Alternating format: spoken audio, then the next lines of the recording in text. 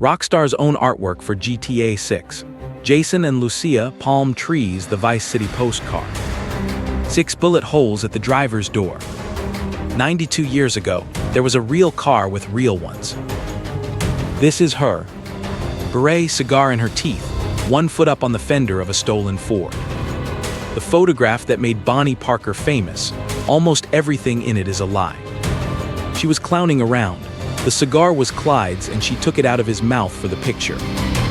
A local paper developed the film they left behind, and 2 days later she was on front pages everywhere. The press did not report the legend, the press built it. So this is the real story of Bonnie and Clyde, and what it tells you about Jason and Lucia. And how the real story actually ended, and what could that mean about the ending of GTA 6. When Bonnie Parker died, she was wearing a wedding ring. It belonged to another man. She married Roy Thornton 6 days before her 16th birthday, so she was 15. He went to prison. She never divorced him, and after January of 1929, she never saw him again. She rode with Clyde wearing that ring, and a tattoo on the inside of her knee, 2 hearts with the names inked inside them, Bonnie and Roy. She still had the ring on when they pulled her out of the car. Across the whole run, about 10 bank jobs get pinned on Clyde and his gang. He hit grocery stores and gas stations at a rate that buried that number. Small places, a bell over the door, a man behind a wooden counter with a till that opens with a ring. Small money. So if the money was never the point, what was? In April of 1930, Clyde Barrow went to Huntsville Prison. That September, they moved him to a place called the Eastham Prison Farm. He was 21 years old. Eastham was a farm the way a chain gang is a farm. Cotton rows running flat out to the fence line. Texas sun with nothing between you and it. 10 hours bent over a hoe with a man on a horse behind you. While he was there, Clyde was attacked and sexually assaulted by another inmate. He killed the man who did it. That was his first murder, and another prisoner already serving life took the blame for it. He had to get out of those fields, and what he did to manage it makes no sense at all until you hear what happened 6 days later. In January of 1932, Clyde got 2 of his own toes taken off. Sources disagree on whether he did it himself or had another inmate do it for him. Either way, it worked. You cannot swing a hoe all day standing on a foot like that. He walked with a limp for the rest of his life. 6 days later, he was released. His mother had been petitioning to get him out the whole time. He never knew. They paroled him on the 2nd of February 1932, and he walked out through that gate having crippled himself for nothing. A man named Ralph Fultz was inside with him. Fultz said he watched Clyde change from a schoolboy to a rattlesnake. Clyde's sister Marie said it more gently and somehow worse. Something awful sure must have happened to him in prison, she said, because he was not the same person when he got out. The historian John Neal Phillips says Clyde's goal was never fame and never fortune from robbing banks. It was revenge on the Texas prison system for what happened to him inside it. You can see it in what he did the moment he got out. He and Fultz started robbing stores for one reason: to collect enough money and enough guns to go back to Eastham and tear it open. The robberies were funding the revenge. That is the engine of the whole story. And 2 years later, he did it. January 16, 1934. Clyde and his gang shot their way into Eastham and broke 5 men out. A prison guard was hit in the escape and died a few days later. Clyde Barrow got the exact thing he had been building toward since the morning he limped out through that gate. One of the men he freed that day was called Henry Methvin. Now hold that next to every Rockstar protagonist you have ever played. Trevor, Arthur, Nico. Money is never what any of them are actually chasing. There is always something underneath, and the cash is just what keeps the plot moving. So what is Jason's? Rockstar has told us more about that than people realize, and we will get there. First, the woman in the photograph, because the papers got her more wrong than they got him. The papers called her a cigar-smoking gun moll. Who she actually was is a different story entirely. Bonnie Elizabeth Parker, born October 1, 1910 in Rowena, Texas. Her father was a bricklayer. He died when she was 4. Her mother moved the family to West Dallas and took in sewing to keep them fed. Bonnie was a bright kid who loved attention. She got up on stage whenever somebody let her. She wanted to be an actress. And she got famous for a photograph she was goofing around in. She met Roy Thornton in her second year of high school. They both dropped out and got married. In 1929, when she was 18, she kept a diary for a few weeks. She wrote about being lonely, about being sick of Dallas, and about how much she loved photography. A photograph is what destroyed her. After she left Roy, she moved back in with her mother and started waiting tables in Dallas. Coffee, a hot griddle, the same faces every morning. One of those faces was a postal worker named Ted Hinton. She met Clyde in January of 1930 at a friend's house. She was standing in the kitchen making hot chocolate when he walked in. She was 19 years old and still married. 2 months later, he was in a jail cell in Waco, and she smuggled him a gun. He walked out that same night. It did not last, they caught him within a week, and that is how he ended up in Eastham in the first place. But keep that in mind when anyone tells you Bonnie Parker was just along for the ride. The first crime those two committed together, she committed for him, and she committed it alone. June 10, 1933, near Wellington, Texas. There was a bridge out ahead, still under construction, with the warning signs up. Clyde was driving fast and he did not see them. The car went off the road and down into a ravine. Bonnie was burned, badly. Sources disagree on whether it was a gasoline fire or acid out of the car battery underneath the floorboards, but the result is not in dispute. Degree burns down her right leg, deep enough that the muscles pulled tight and drew the leg up under her. W.D. Jones was in that car, in his own words. She had been burned so bad, he said, that none of them thought she was going to live. The hide on her right leg was gone from her hip down to her ankle. In places, he said, he could see the bone. After that, she could barely walk. She hopped on her good leg, or Clyde picked her up and carried her. So picture what these two actually looked like by the end. He limped because of the toes. She had to be carried to the car. And this is the thing games never do with outlaws. Every protagonist you have ever played can sprint until you let go of the stick. Jason and Lucia will climb, swim, take a shotgun round and walk it off. That is the genre. The two people Rockstar built them from could not get across a room. They killed people, at least 9 police officers and 3 civilians. Whatever the newspapers invented later, that part is real, and those men had families waiting on them. 2 people who could barely walk, 12 dead, and somehow in 1934 half the country thought of them as folk heroes. That did not happen by accident.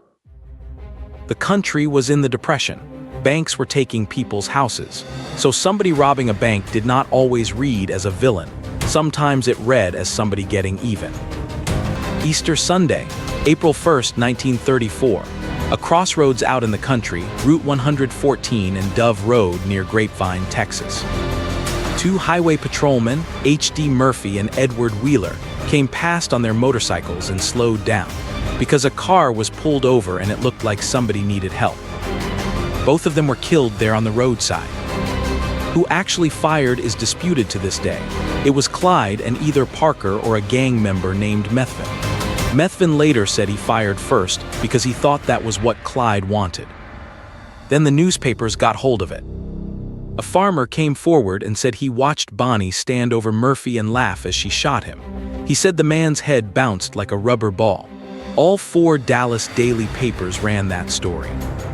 And they reported one more detail. Police, they said, had found a cigar butt at the scene, with tiny teeth marks in it. Hers. The cigar. From the joke photograph, the one she pulled out of Clyde's mouth to be funny in an apartment a year earlier. It came back as evidence in a double murder. The farmer's story kept changing every time he told it. It fell apart, it was discredited. By then, it made no difference. The head of the Texas Highway Patrol had already put up $1,000, about $23,000 in today's money, for what he called the dead bodies of the Grapevine Slayers. The governor of Texas added $500 more for each of them. That was the first time there was a price on Bonnie Parker specifically, and the reason was that everybody now believed she had shot H.D. Murphy. A story that was invented is what put the bounty on her head. Now think about which company has spent 20 years making fun of exactly this machine. Weasel News, the talk radio you cannot turn off in a stolen car. The websites, the ads, the anchors getting a body count wrong on purpose. Every GTA runs a myth factory in the background while you commit the crimes that feed it. And GTA 6 is the first one built for an age where the public does that job itself, live, on their phones from the sidewalk. A crime couple in 2026 would be a meme before they were a manhunt. Which finally brings us to the two of them. So how much of this did Rockstar actually take? In July of 2022, Jason Schreier reported at Bloomberg that the next GTA would have 2 playable leads, that the woman would be Latina, and that the story was influenced by Bonnie and Clyde. What Rockstar has said is this: Jason and Lucia have always known the deck is stacked against them. But when an easy score goes wrong, they find themselves on the darkest side of the sunniest place in America. Rockstar also wrote a short page for each of them, a few lines each. Put those 2 pages next to each other, and they are describing 2 different relationships. Lucia first, fighting for her family is what landed her in the Latina penitentiary. Sheer luck is what got her out. Her mother has been dreaming about a better life since their days back in Liberty City, a long way from a beach. And then this line, a life with Jason could be her way out. Now his page, Jason wants an easy life, but things just keep getting harder. He grew up around grifters and crooks. He did a stint in the army trying to shake off a rough few years as a teenager. Then he washed up in the Keys doing what he knows, working for local drug runners. Salt air, boat fuel, and money that belongs to somebody dangerous. And his page ends like this: meeting Lucia could be the best or worst thing to ever happen to him. She looks at him and sees a way out. He looks at her and sees a coin flip. Rockstar wrote the same relationship twice, from 2 directions, and gave the 2 of them completely different readings of it. That tells you more about this game than the Bonnie and Clyde comparison ever will. And it is the same trap she walked into the first time. Bonnie Parker married a man at 15 because she thought it was a way out of West Dallas. It did not work. She was still wearing his ring years later in a car with 112 bullet holes in it. So where does the comparison actually hold up? They are a couple. Every other GTA has handed you a crew. That change moves the whole subject off the money and onto who stays when it goes wrong. A job goes bad and sets the story running. And both of them are already marked by an institution before it opens. She has been inside. He has been in the army and then in the drug trade. And where does it break? Because it does, and this is the part that should make you optimistic about the game. Bonnie and Clyde were never equals. Clyde drove the violence, and the record is fairly clear about that. Nowhere in the real story do those 2 sit down and choose each other. It happened to them, and then it kept happening, and then it was too late to undo. A game where you play as both of them is a completely different proposition. Rockstar has to write Lucia as a person making decisions, because you are going to be the one making them. The real Bonnie never got that. By the time anybody thought to ask her what she wanted, there were 6 men lying in the brush beside a road in Louisiana. Everybody knows they died in a car. Almost nobody knows why it happened where it did. Go back to Eastham for a second. That prison guard who was shot during the breakout was named Croson, and while he lay dying, the head of the Texas prison system made him a promise. Every single person involved in that raid would be hunted down and killed. That promise is why they brought in a retired Texas Ranger called Frank Hamer. And every man on that list did die, except one. Henry Methvin, the prisoner Clyde broke out of Eastham, who by then was riding with the gang. Methvin's family made a deal with the authorities, helped set up an ambush, and Henry gets a pardon. The revenge Clyde spent 2 years funding is the thing that brought Frank Hamer down on him. And the man he freed to get that revenge is the man whose family sold him. He built the trap himself. It took 4 years. May 23, 1934, Louisiana Highway 154 in Bienville Parish, a dirt road with pine woods on both sides. Those 6 men had been lying in that brush all night. Mosquitoes, damp, nothing moving. By morning they had about given up. and one of the 6 was Ted Hinton, the postal worker from the diner where she used to wait tables. He had joined the Dallas County Sheriff's Department 2 years earlier.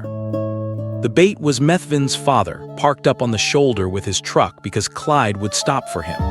Then they heard an engine coming fast down the road, and the car came into sight, and it slowed exactly the way they wanted.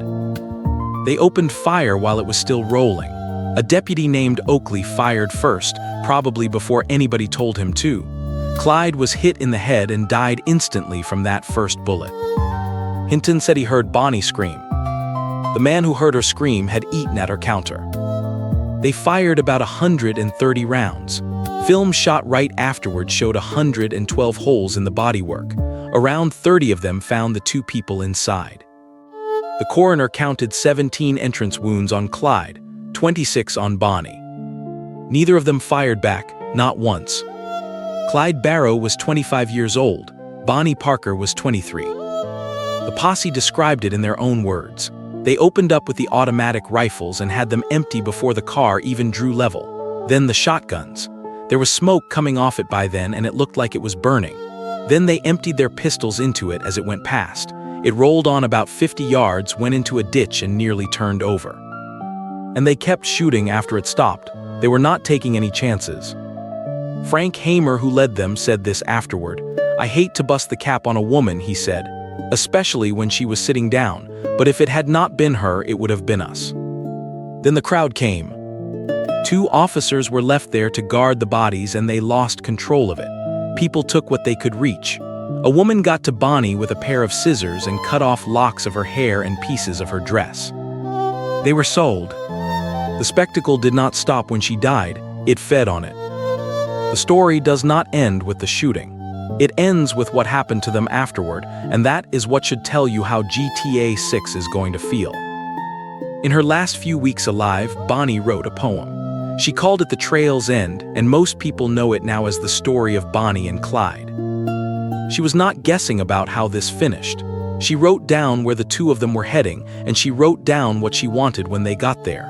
The pair of them going down together and buried side by side. Then she gave it to her mother. Bonnie wanted to be buried with Clyde. Her mother said no. The line she is supposed to have said is that Clyde had her in life, and he was not going to have her in death. So Bonnie is at Crown Hill Memorial Park, right under the approach to Love Field. Planes climb out over her headstone all day long. Clyde is at Western Heights Cemetery in West Dallas, 9 miles away. And back in 1934, a plot was left open next to him, for her. It is still there, grass, a rectangle of it with nothing in it. 92 years, and nobody has ever used it. They are still arguing about it, too. Bonnie's niece has taken the whole thing to court, trying to move her aunt into that empty space. As of last year, it was still unsettled. It is stuck on a legal question about who counts as her next of kin. Almost a century, and 2 families still cannot agree whether those 2 are allowed to lie next to each other. Rockstar has already answered this question once. In February of 2016, GTA Online got a mode called Till Death Do Us Part. Old gangster styling, Tommy guns, a vintage car with running boards, Bonnie and Clyde, obviously. It works like this. You play in teams of 2. Each couple shares 1 life between them, and when one of you goes down, your partner takes their own life. 2 people, 1 life, and the survivor does not get to survive. Rockstar built that 10 years ago for a weekend event, and nobody thought anything of it. Look at how Rockstar actually ends things. Red Dead 2, GTA 5, both of them land on what the loyalty cost, who stayed, who did not, and what it took out of everybody, whether the crime worked barely registers. Red Dead 2 is worth a minute here, because Rockstar has already answered the question people keep asking about Lucia. Sadie Adler starts that game as somebody being rescued, though Driscolls hit her ranch up in Ambarino and murdered her husband while she hid in the cellar. Arthur is one of the men who pulls her out of it. She is nobody's rescue by the end. She rides with that gang because she wants the men who did it. And 8 years later in the epilogue, she is still going.